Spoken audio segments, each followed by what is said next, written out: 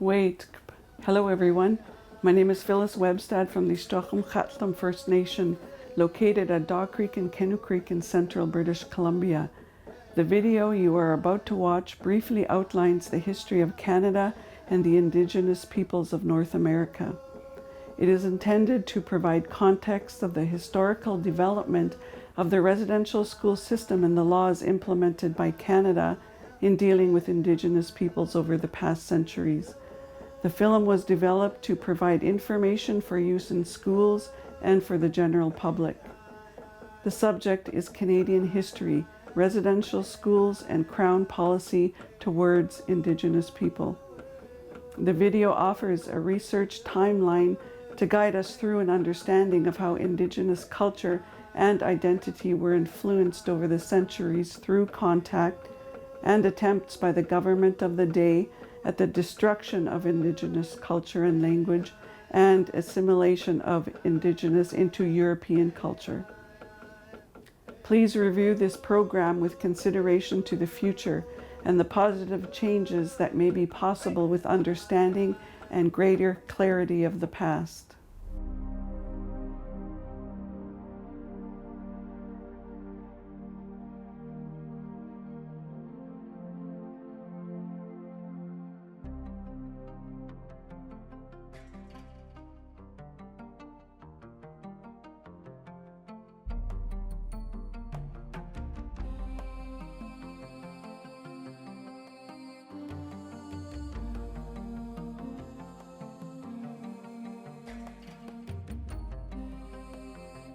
Notre chronologie commence en 1491 avec la répartition des Premières Nations sur le territoire connu sous le nom de Dominion du Canada.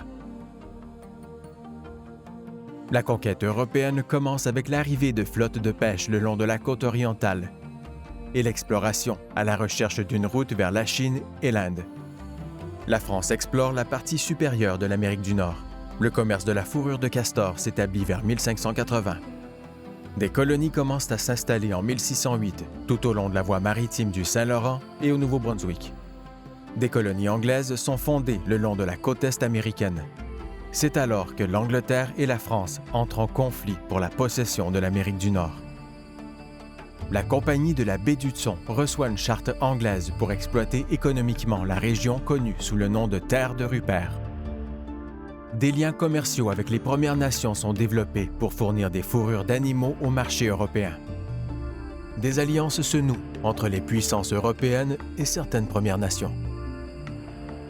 Les Anglais travaillant avec les Iroquois et les Français avec les Algonquins ont mené des guerres impliquant à la fois les troupes européennes et leurs alliés des Premières Nations pour le contrôle des terres et du commerce. La guerre en Europe pour la succession royale espagnole implique des négociations en Amérique du Nord. Dans sa défaite, la France reconnaît le titre anglais sur la terre de Rupert, Terre-Neuve et l'Acadie. Le Far West est reconnu comme ouvert aux commerçants de toutes les nations. L'armée Wolfe bat celle de Montcalm sur les plaines d'Abraham. Le traité de Paris est signé en 1763. Et la France cède l'Amérique du Nord à la Grande-Bretagne. La proclamation royale offrait une protection juridique aux colons français et aux Premières Nations sous la couronne britannique. L'élément central de la proclamation royale était la séparation des terres des parties françaises et britanniques de l'Amérique du Nord en une réserve indienne et la reconnaissance officielle du fait que les Premières Nations avaient le droit d'occuper les terres. La proclamation a également mis en place un processus par lequel les terres des Premières Nations pouvaient être achetées par la couronne, par le biais d'un traité pour la colonisation et le développement britannique. La Révolution américaine se termine par le traité de Paris de 1783. La Grande-Bretagne cède aux États-Unis d'Amérique les terres situées sous les Grands Lacs.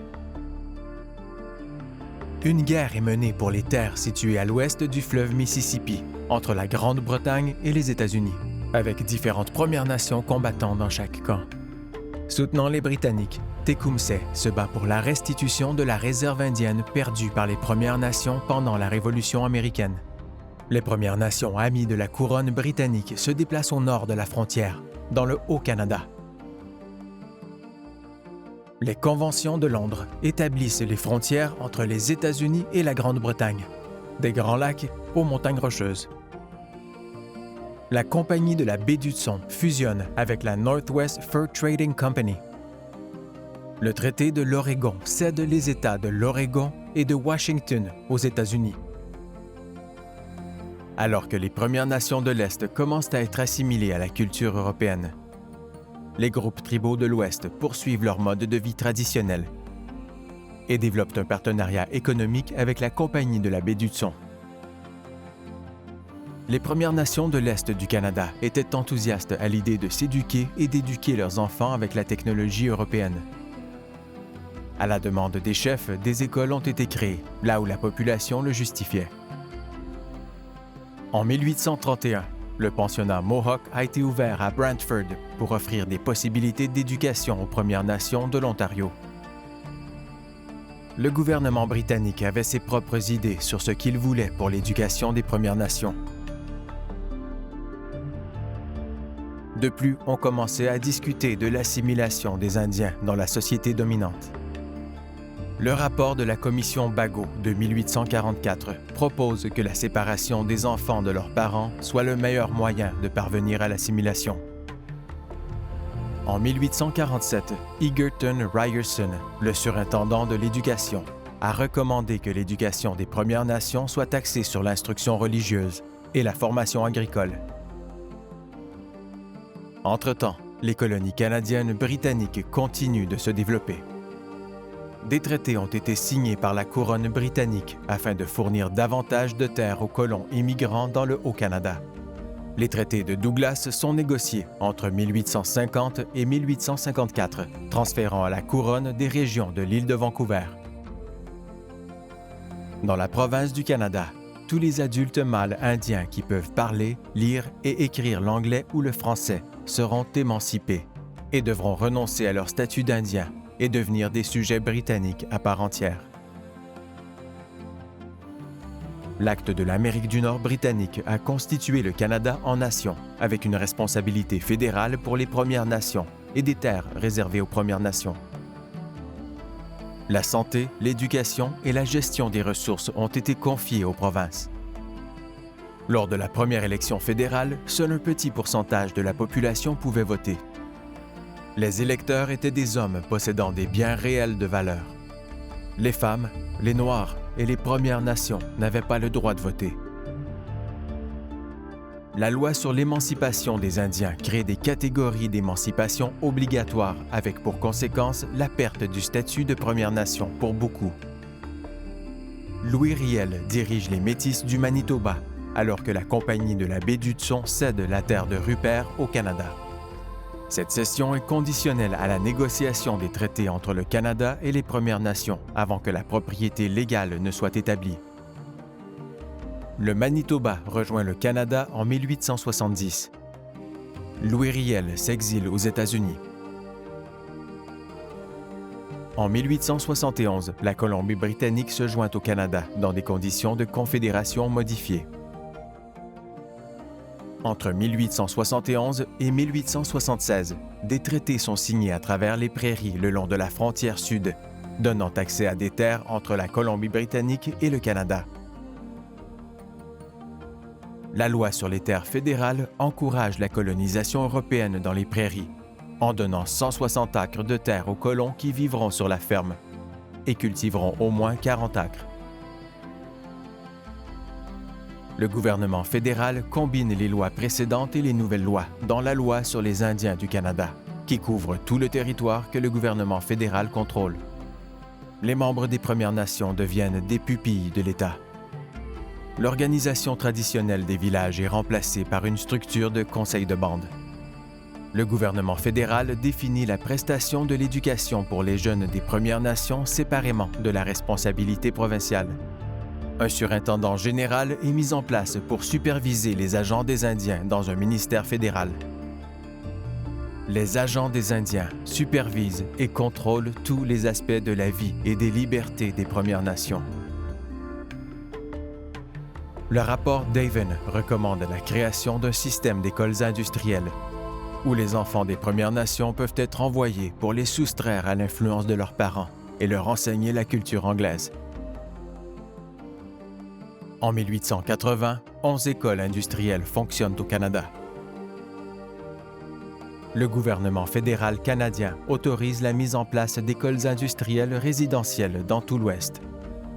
Les amendements à la loi sur les Indiens de 1884. Cette année-là, le potlatch et les rassemblements sont interdits sous la loi des Indiens. L'éducation des enfants est confiée en grande partie à des pensionnats gérés par l'Église.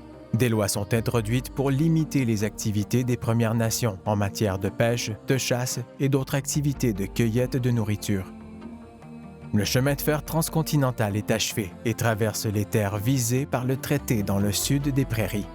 La Colombie-Britannique a cédé des terres au contrôle du Canada pour permettre l'accès ferroviaire à Port Moody. Les traités des Premières Nations de la Colombie-Britannique ne sont toujours pas signés. Louis Riel mène les Métis et cherche à obtenir le soutien des Premières Nations pour des griefs concernant la propriété des terres et les obligations du gouvernement en matière de traités. Le gouvernement canadien déclare le Nord-Ouest en rébellion. Des troupes sont envoyées rapidement en utilisant le chemin de fer canadien pour vaincre la rébellion. Défaite à Batoche. Riel est pendu, Poundmaker emprisonné. Les lois sur les laissez-passer entrent en vigueur. Les Premières Nations ne pouvaient pas quitter la réserve sans laissez-passer. Les laissez-passer sont issus par les agents indiens. Le gouvernement fédéral conclut des accords officiels avec les églises chrétiennes pour gérer les pensionnats. Duncan Campbell Scott devient surintendant général adjoint du ministère des Affaires indiennes. Son objectif déclaré est l'assimilation. Il a dirigé le ministère jusqu'en 1932. En 1896, 45 pensionnats industriels fonctionnaient au Canada. Entre 1899 et 1930, le gouvernement fédéral signe des traités dans les régions nordiques des Prairies, Yukon et de l'Ontario. En 1912, le district d'Ungava est transféré à la province de Québec sous réserve que le gouvernement signe des traités avec les Premières Nations. La Convention du Nord québécois a finalement été signée en 1975. Les partis d'opposition critiquent les dépenses excessives du gouvernement pour les écoles industrielles. En réponse, le ministre des Affaires indiennes déclare « Le ministère n'a jamais eu pour politique, pour la conception des écoles industrielles, de mettre les élèves indiens en concurrence avec les Blancs. Le gouvernement change de politique.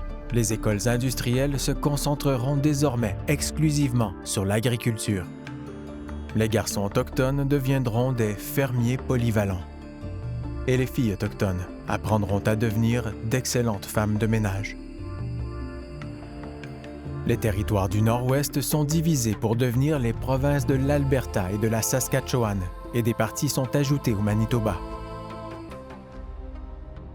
Une autre modification de la loi sur les Indiens permet de retirer les Premières Nations des réserves situées à proximité ou à l'intérieur de villes de plus de 8000 habitants, ce qui les isole davantage de la société dominante. Dr. Bryce, inspecteur médical, présente un rapport sur la santé des élèves des pensionnats. Certaines parties sont supprimées car elles donnent une mauvaise image du ministère. Les taux de mortalité dans certaines écoles varient de 30 à 60 % sur une période de 5 ans. En 1919, Duncan Campbell Scott supprime le poste de médecin-inspecteur des pensionnats indiens. En 1922, Dr. Bryce publie un rapport complet sur ses découvertes intitulé « Un crime national ». Le chemin de fer du Grand Tronc Pacifique termine sa route vers le nord à travers les provinces des Prairies, de Winnipeg à Prince Rupert. Tous les Autochtones de l'Ouest doivent demander l'autorisation des affaires indiennes par l'intermédiaire de l'agent des Indiens avant de se présenter en costume autochtone dans une danse, une exposition, une ruée ou un concours public. La guerre éclate entre les États européens et finit par devenir mondiale. Plus de 3500 membres des Premières Nations inscrites s'engagent et servent dans le corps expéditionnaire canadien en France. Les enfants des Premières Nations âgés de 7 à 15 ans sont légalement contraints de fréquenter des pensionnats et des écoles industrielles. Les agents de police sont obligés d'arrêter les enfants et de les amener dans les écoles. Les élèves des pensionnats consacrent, au mieux, la moitié de leur journée scolaire à des matières académiques et le reste à des travaux manuels et à l'instruction religieuse. Étant donné que de nombreuses écoles sont chroniquement sous-financées, de nombreux étudiants se retrouvent rapidement à appliquer leurs compétences de manière à subventionner les écoles. Un amendement à la loi sur les Indiens interdit à quiconque de solliciter des fonds pour des revendications juridiques autochtones sans un permis spécial du surintendant général. Les agents des Indiens avaient le pouvoir sur les membres des Premières Nations inscrites et l'exerçaient dans le but de garder les gens tranquilles et dans leurs réserves. À la discrétion de l'agent, les fauteurs de troubles pouvaient se voir refuser des laissez-passer pour sortir de la réserve ou être mis en prison. La Cour suprême du Canada détermine que les Inuits doivent être classés comme des Indiens et que les ministères qui géraient les affaires du Nord géraient également les affaires Inuits. Au moins 3000 Indiens inscrits, dont 72 femmes sans rôle, ainsi qu'un nombre inconnu d'Inuits, de Métis et d'autres autochtones. Au moins 17 décorations ont été obtenues, dont celle de Tommy Price, qui a reçu la médaille militaire pour la bravoure. Le gouvernement fédéral commence à appliquer les normes des programmes d'études provinciaux aux pensionnats et à intégrer les élèves autochtones dans les écoles ordinaires. Les Premières Nations inscrits ont le droit de voter aux élections de la Colombie-Britannique. Les nouvelles modifications apportées à la loi sur les Indiens en 1951 ont supprimé les restrictions relatives aux lois sur les potlatches, les rassemblements et les festins. Les grands groupes et les familles pouvaient à nouveau se rassembler en vertu de la nouvelle loi. La restriction concernant le financement des revendications juridiques des Premières Nations a été supprimée. Il a été noté qu'après 100 ans de pensionnat, et avec 10 000 étudiants inscrits cette année-là, il était devenu évident que les membres des Premières Nations n'étaient pas assimilés dans le système général du Canada. De plus, le niveau d'éducation dans ces écoles était bien inférieur aux normes canadiennes. Une politique d'intégration était désormais proposée comme la meilleure façon de procéder, tandis que le programme des pensionnats était réformé pour répondre aux nouvelles normes nationales. Les écoles sont peu à peu remplacées par des écoles de jour dans les réserves. En 1960, les Premières Nations du Canada sont autorisées à voter aux élections fédérales. Le partenariat entre le gouvernement et les églises prend fin. Tous les pensionnats restants passent sous contrôle fédéral. En 1979, 1200 élèves sont encore inscrits dans 12 pensionnats à travers le Canada. Avec le rapatriement de la nouvelle Constitution du Canada, la loi reconnaît la responsabilité de la couronne britannique de protéger les droits existants des Autochtones et des traités. Le dernier pensionnat indien ferme ses portes dans le nord de la Colombie-Britannique. L'Ordre des Oblats de Marie-Immaculée présente ses excuses pour son rôle dans le système des pensionnats indiens. Le Conseil tribal de Caribou publie « The Impact of the Residential School », qui contribue au cadre de travail de la Commission royale sur les peuples autochtones. L'Église anglicane du Canada présente ses excuses pour son rôle dans les pensionnats. L'Assemblée générale de l'Église presbytérienne adopte des excuses aux survivants des pensionnats. Un ancien superviseur du pensionnat indien d'Alberni plaide coupable à 16 chefs d'accusation d'attentat à la pudeur contre des élèves et est condamné à 11 ans de prison. L'évêque Hubert O'Connor est reconnu coupable d'agressions sexuelles découlant de l'époque où il était directeur de la mission Saint-Joseph dans la région de Caribou. Le rapport final de la Commission royale sur les peuples autochtones est publié. Il demande la tenue d'une enquête publique sur les effets des pensionnats sur des générations de Premières Nations. Le dernier pensionnat indien administré par une bande, le pensionnat indien Gordon en Saskatchewan, ferme en 1996. L'Église unie présente ses excuses aux anciens élèves, à leurs familles et à leur communauté pour leur rôle dans le système des pensionnats indiens. Le territoire du Nunavut a été créé à la suite de négociations de traités avec le peuple inuit. En 2000, la nation Niska de Colombie-Britannique a signé un traité avec le gouvernement provincial et fédéral pour ses droits territoriaux. La Fondation autochtone de guérison est créée grâce à un financement du gouvernement fédéral. Le chef national de l'Assemblée des Premières Nations, Phil Fontaine, annonce un recours collectif contre le gouvernement du Canada au sujet de l'héritage des pensionnats indiens. La Gendarmerie royale du Canada présente des excuses aux Premières Nations pour leur rôle dans le système des pensionnats indiens. En 2006, le gouvernement fédéral, les représentants légaux des anciens élèves, l'Assemblée des Premières Nations, les représentants inuits et les Églises signent la Convention de règlement relative aux pensionnats indiens, CRRPI. Le gouvernement fédéral canadien présente des excuses officielles aux survivants du système des pensionnats indiens. La Commission de vérité et de réconciliation commence ses audiences dans tout le Canada.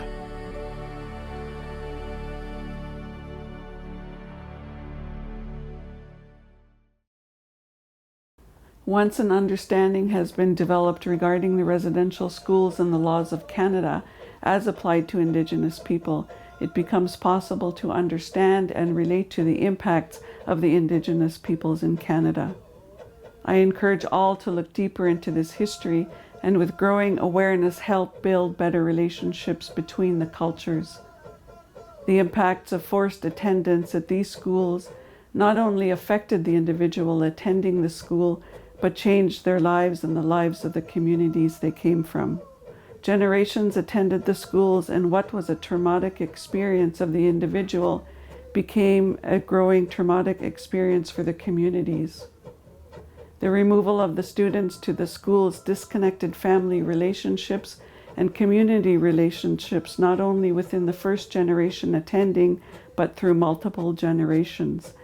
Being forced to attend the schools created bitterness, reduced self-worth, and undermined self-confidence.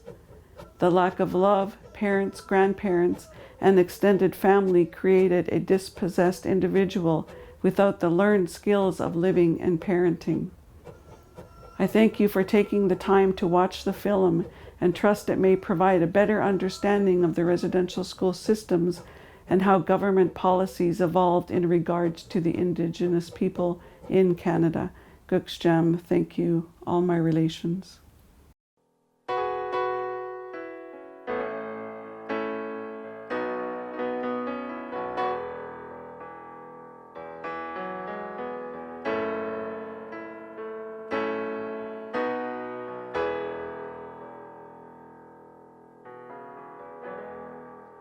Now you say you're sorry. It's not what you say, it's what you do. Tell us you'll do better, but it's hard to believe in you. Now the day has finally come. You told the world that you were wrong, but far too many have passed on now. When it's sorry enough. You took away our children, stole our mother's love, laid waste to our traditions. Wasn't that enough? Separated from our culture so many years, so alone, with no mothers and no fathers. in a world so far from home. Forced to use another language and punished when you spoke your native tongue. They tried to kill our spirits here, but our hearts still beat as one.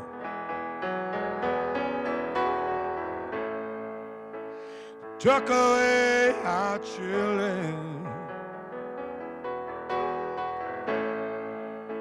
stole our mother's love, laid waste to our traditions. Wasn't there